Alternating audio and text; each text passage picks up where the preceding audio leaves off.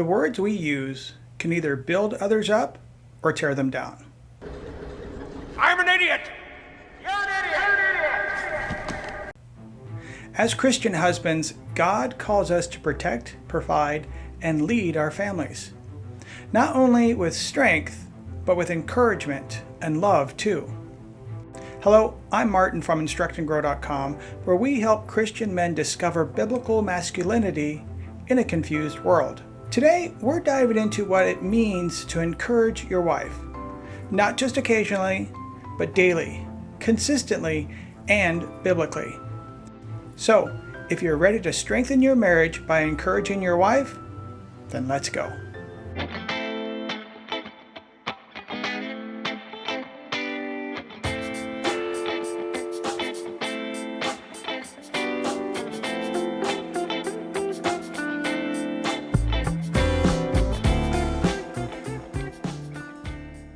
Picture this. You get home after a long day of work. The moment you open the door, your wife greets you with complaints and a honey-do list. Your wife will give you a list of things to do around the house. Am I right, fellas? A honey-do list. Honey do this, honey do that. Can you imagine ever walking up to your wife, handing her a list and going, here, get these things done? Or maybe she decides to tell you about her day in the middle of a game you're watching. Benny, can you get me a soda? Yes, I'm going to tell you right now, there's a minute 9 left in the game, and then I'll go up and get it. How do you respond? The words and tone you use speak volumes to her fragile spirit. For years, I would have responded one of two ways. Either ignore her or get frustrated and say something I'd regret. Proverbs 18 verse 21 says, "The tongue has the power of life and death, and those who love it will eat its fruit." The words we use either encourages, life, or discourages, death, the person we're speaking to. And because so much of our communication is nonverbal, your actions, your facial expressions, and the lack of words have a lot to say too. So before you respond with your obvious displeasure, take a deep breath. Remember, she's your partner in life, the person you share everything with. Our flesh wants to snap back with, "Why can't you ever fill in the blank?" Those words will instantly put you in the ring for another round of conflict. Instead of speaking from your flesh, try something like, "I really appreciate and want to hear what you have to say. Can you give me 15 minutes and we can discuss this further?" Encourage your wife by affirming her value, her beauty, her efforts with the house and the kids, and the unique gifts God has blessed her with. If she's a stay-at-home mom and you notice things around the house didn't get done, rather than saying something accusatory, simply affirm her by stating, "I appreciate how you," and fill in the rest. That simple statement could change her whole day. We all know how those prize-fight relationship arguments end. Both individuals lose, but encouragement builds intimacy and closeness instead of distance. God has uniquely gifted your wife, not just for your marriage, but for His kingdom. For example, my primary spiritual gift is teaching, while my wife's is exhortation. Anyone who knows her would agree, she's a natural encourager. People are drawn to her because of this. One way I support her is by giving her the space and freedom to use her gift. Now here's the honest part. She's an extrovert and I'm an introvert. Sometimes that means listening while she talks and talks. I might chime in now and then, but she's the talker in our family. Still, that's how God wired her, and I've learned that my role isn't to silence her, but to celebrate her. 1 Peter chapter 3 verse 7 tells us, "Husbands, in the same way be considerate as you live with your wives, and treat them with respect as heirs with you of the gracious gift of life, so that nothing will hinder your prayers." That means she's not just your wife, she's also a co-heir with Christ. When you respect her gifts, you're honoring God. So don't just tolerate her dreams, champion them. Become her biggest cheerleader. When you support her passions, you're not only strengthening your marriage, you're fueling her God-given purpose. If you've been blessed with a wife whose gift is exhortation, don't forget that she also needs to be encouraged. I'm proud of you, you know that. I hope you do. Hey, it's Martin from InstructAndGrow.com. You've probably noticed that I wear these Christian t-shirts in my videos. I love them, not just because they look great, but because they start conversations wherever I go. These are from Caruso.com, a Christian company that's been making high-quality apparel and accessories for nearly 30 years, helping believers wear and share their faith. Every design is Christ-centered. It's more than clothing, it's a testimony you can wear.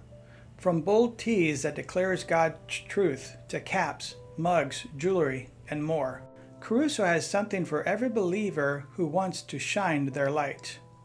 And here's the cool part.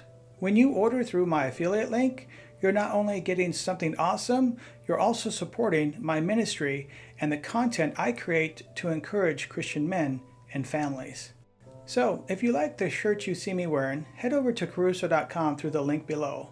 Let's make every outfit a testimony. Now, back to the video. Recently, my wife has been walking through some health challenges. We've been to specialists, ran labs, and had scans, but every test keeps coming back negative. The pain and sleepless nights are real, but answers have been hard to find. In those moments when she feels weakest, one of the best ways I can encourage her is through prayer. Many times I've prayed with and over her and asked God to provide healing, strength, and peace. You all right? I'm always all right when I'm with you. We fully believe God can heal miraculously, but that doesn't mean we sit back and do nothing. We still pursue answers through doctors while trusting that ultimately God is in control. James chapter 5 verse 16 says, "The prayer of a righteous person is powerful and effective." Prayer isn't just a last resort. It's the most powerful weapon we have. And here's the key. Don't just pray silently for your wife. Pray out loud so she hears you covering her in prayer. When she hears you call on God on her behalf, it reminds her that she's not alone in this struggle. She has you, and together you both have Him. That's encouragement at the deepest level. So make prayer a daily rhythm in your marriage. Pray for her needs, her struggles, her dreams, and her walk with Christ. When you pray with your wife, you're not only inviting God into your marriage, you're reminding her that she's cherished, protected, and covered.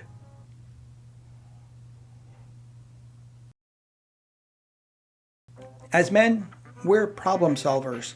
Sometimes we know the answer before our wives finish telling us the problem. Got top 7 answers on the board. This is a fill in the blank. At least that's how it used to be for me. My wife would be expressing a frustration, and I was already formulating the solution before she even finished her sentence. For years, I didn't understand that sometimes my wife didn't want a solution. Rather, she just wanted to be heard. I am woman, hear me roar. She was looking for me to feel it with her. James chapter 1 verse 19 reminds us everyone should be quick to listen, slow to speak, and slow to become angry. That's not natural for us men because we like action. Poppy, you finally threw something that connected. You know, the next time we invite you to hang out with the guys, keep your white butt at home. But encouragement doesn't always come through fixing a problem. Sometimes it comes through sitting quietly, nodding, holding her hand, and saying, "I hear you." Being present means more than just hearing the words. It means putting down the phone, muting the game, or closing the laptop and looking into her eyes so she knows your focus is on her. When you listen with your eyes, not just your ears, you're telling her she matters more than whatever else is competing for your attention. Encouraging your wife isn't always about speaking or doing. Sometimes the greatest encouragement is found in your silence and presence. When you truly listen, you're telling her, you're valuable, your voice matters, I care about what you feel.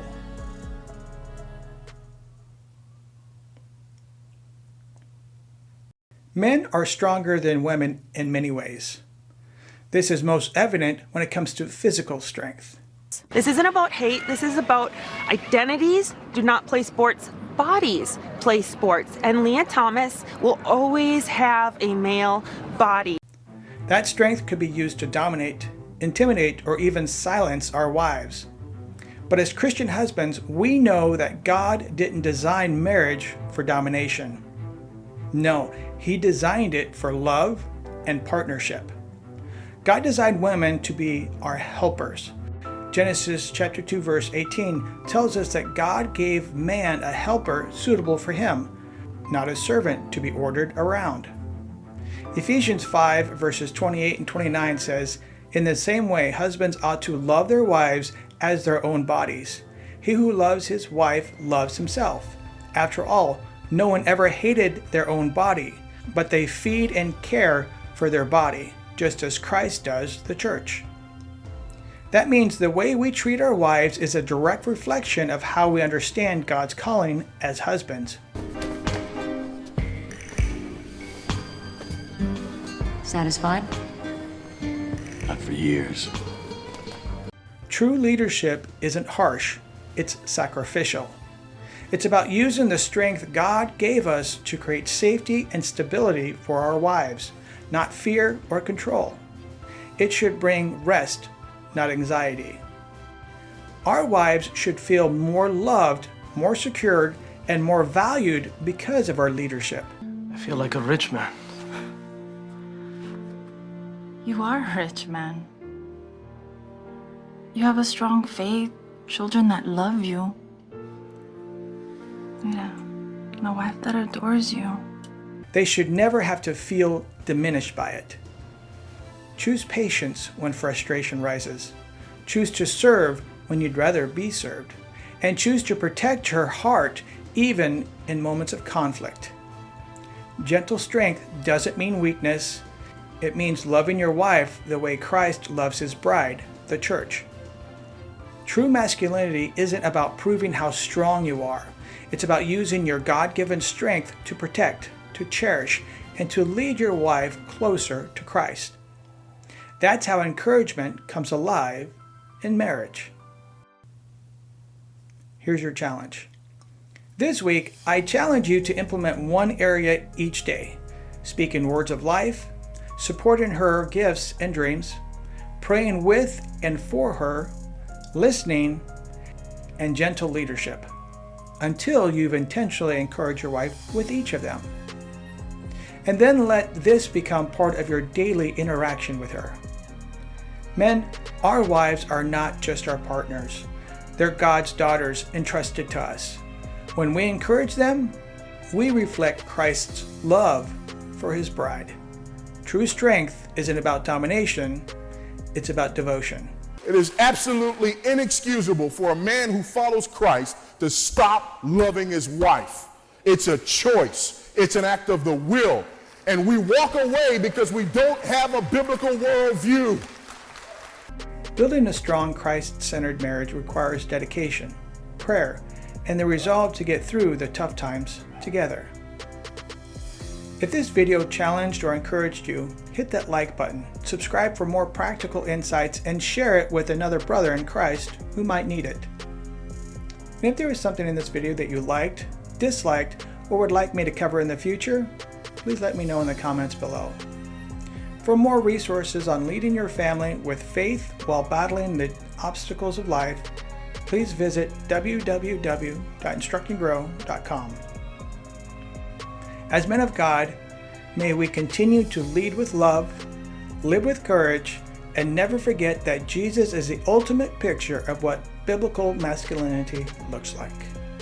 Until next time, God bless.